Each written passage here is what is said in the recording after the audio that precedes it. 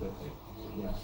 Suy nhược thần kinh luôn phải báo động nếu như không chữa trị kịp thời sẽ mắc chứng trầm cảm của ổ.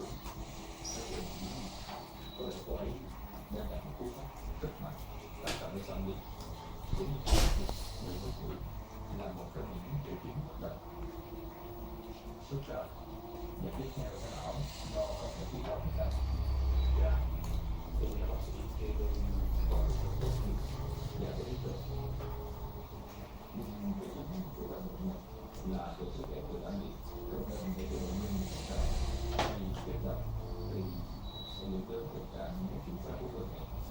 Cô ấy cũng yên tâm vì thời gian chưa bây giờ tôi đã tiếp tục rồi, ngày mai tôi sẽ chuyển quyền của cô ấy.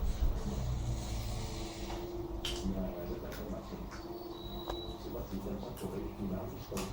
Mỗi người tôi sẽ sạch sẽ giúp bác sĩ ở đây thăm bệnh của cô ấy.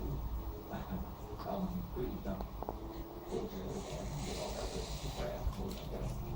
Dạ, dạ, cô sẽ rất là quý vị. Dạ, cái hướng tiêu cực. Chào cô.